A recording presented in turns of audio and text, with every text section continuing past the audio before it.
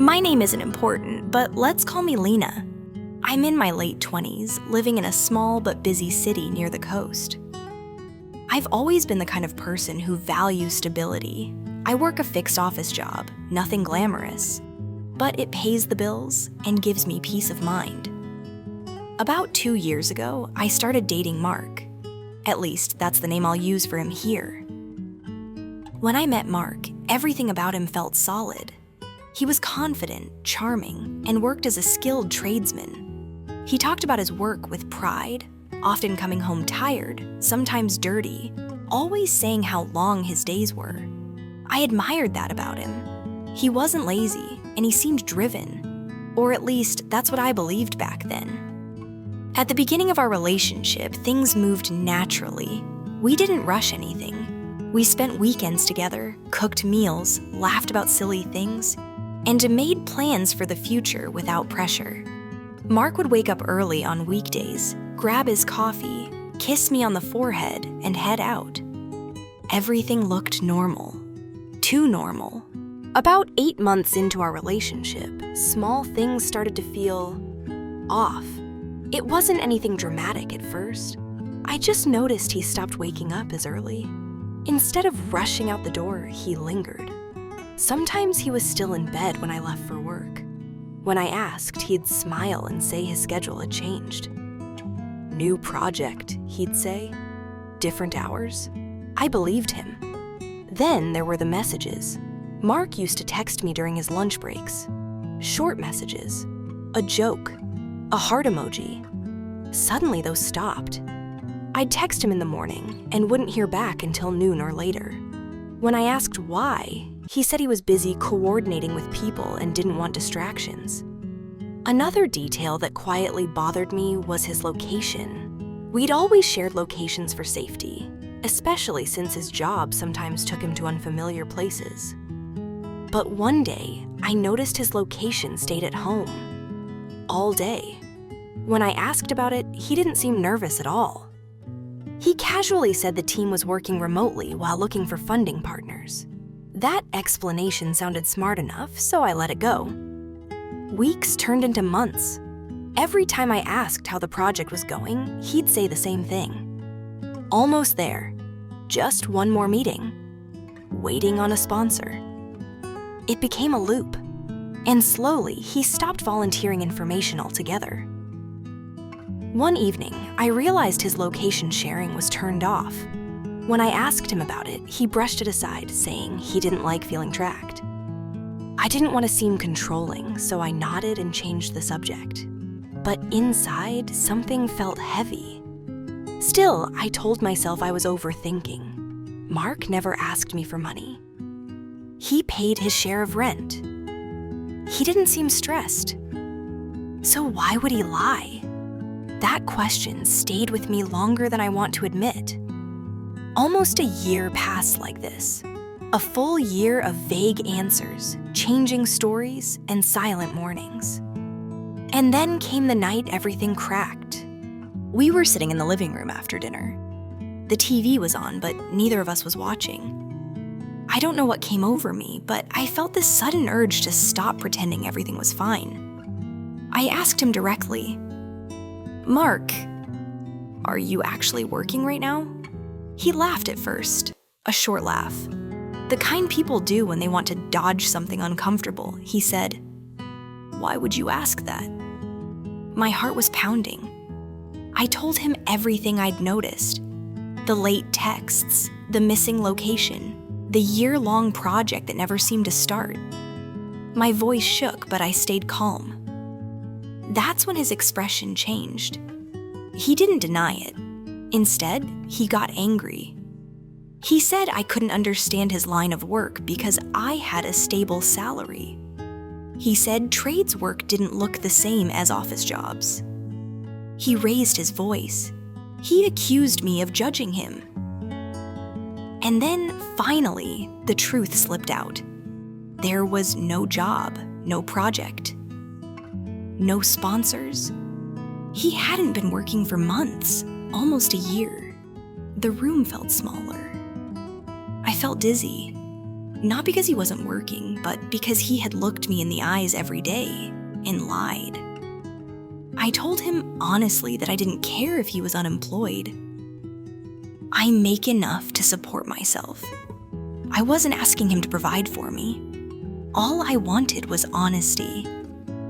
That's when he said something that hurt even more. He said I had no right to confront him. We argued late into the night. He blamed stress, pride, fear of looking like a failure. Some of those reasons made sense, but they didn't erase the deception.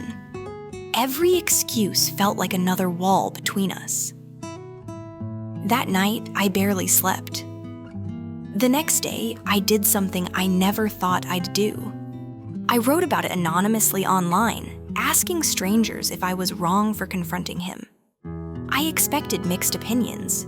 What I didn't expect was overwhelming clarity. People didn't focus on the job, they focused on the lie. Comment after comment said the same thing. Losing work can happen to anyone, but hiding it for nearly a year destroys trust. They warned me that if he could lie so easily about something this big, he could lie about anything.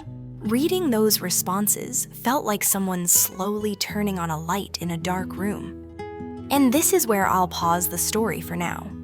Before things go even deeper, before the real consequences show themselves, I want to ask you something. If you've ever been in a situation where your gut told you something was wrong, tap that like button. It really helps the channel. And if you want to hear how this story continues, because trust me, it gets even more intense, make sure you subscribe so you don't miss what happens next. Because sometimes the scariest part of love isn't being alone. It's realizing you weren't truly together at all. And remember this as we move forward. Honesty might be uncomfortable, but silence built on lies always costs more in the end. That night after posting my story online, I thought I'd feel relief. Instead, I felt exposed, like I had opened a door inside myself that I couldn't close again. The next morning, Mark acted like nothing had happened. He made coffee, asked if I wanted eggs, and even joked about a show we'd been watching. That normalcy felt unsettling. It was as if the argument, the confession, the year-long lie, none of it mattered to him. I couldn't pretend anymore. I told him we needed to talk again, calmly this time. He sighed heavily, as if I were the one dragging things out. We sat at opposite ends of the couch, space between us that felt wider than the room itself. I asked him one simple question. How long were you planning to keep lying? He didn't answer right away. Instead, he stared at the floor. Finally, he said he didn't know. That he thought he'd figure something out before I noticed. That once he got back on his feet, it wouldn't matter anymore. He said he didn't want to look weak in my eyes. That sentence stayed with me. Weak. I reminded him that I never judged him for struggling. I had supported him emotionally, trusted his words, defended him when friends hinted that something felt off. I wasn't angry because he failed. I was angry because he chose deception over partnership. He became defensive again, saying I was making a big deal out of nothing. That couples didn't need to share every detail. That I should be grateful he never asked me for money. That's when something inside me shifted. This wasn't just about a job anymore. It was about values, about what kind of relationship I was in. Over the next few weeks, I started noticing patterns I'd ignored before. He avoided conversations about the future. He changed subjects when money came up. He spent long hours scrolling on his phone, getting irritated if I asked what he was doing. The lies weren't isolated. They were woven into everything.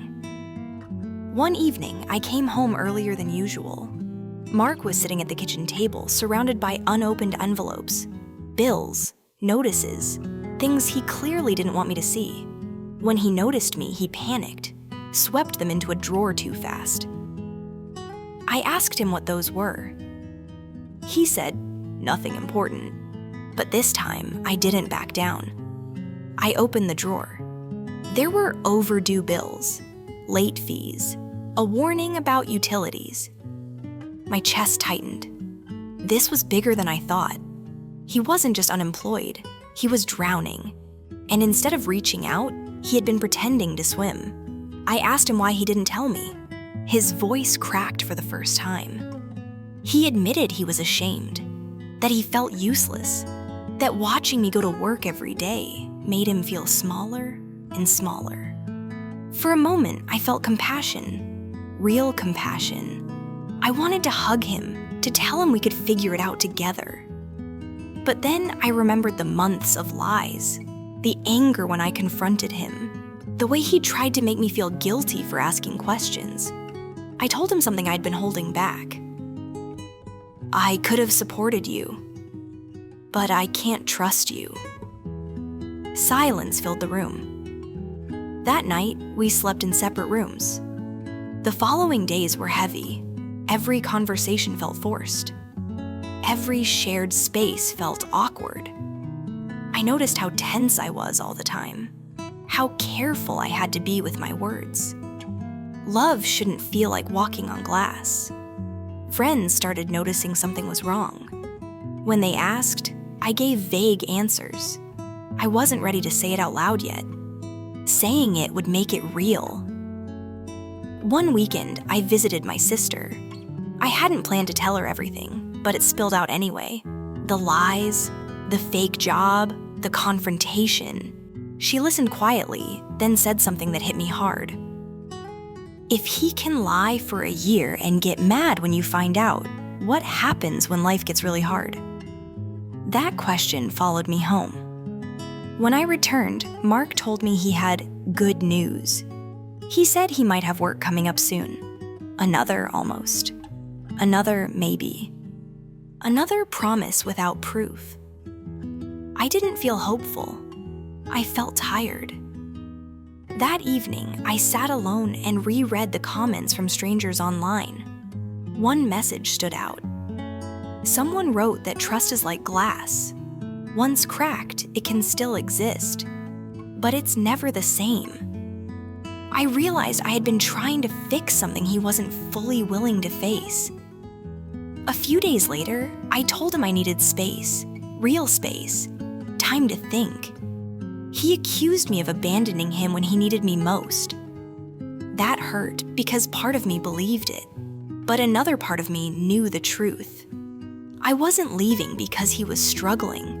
I was stepping back because he refused to be honest. I packed a small bag and stayed with a friend.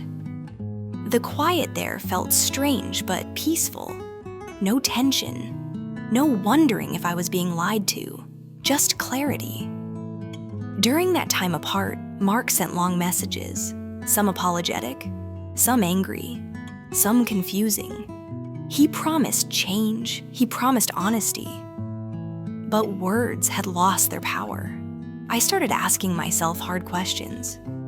Could I ever feel safe again? Would I always doubt him? Was I staying out of love or fear of starting over?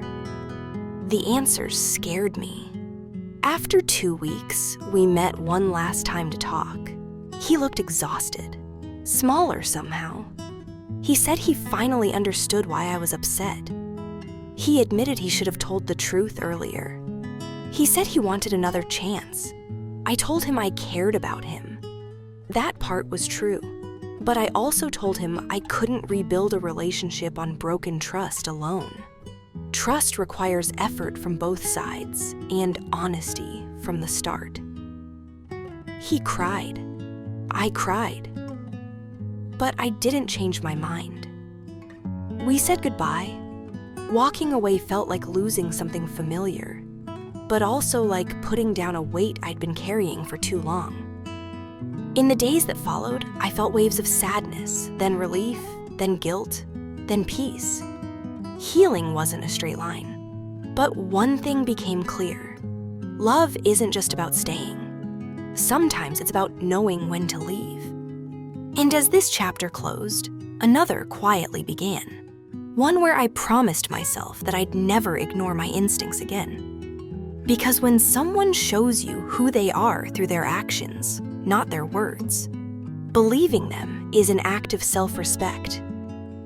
The weeks after the breakup were quieter than I expected.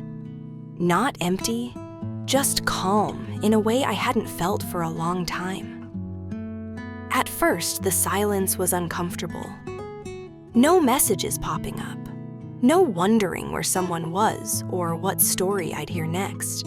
Just me, my thoughts, and a lot of late-night reflection. I replayed memories in my head, searching for moments I should have questioned sooner. The signs were always there. I just chose love over clarity. I threw myself into routine. Work in the mornings, long walks in the evenings, music playing while I cooked simple meals. Slowly, my nervous system relaxed.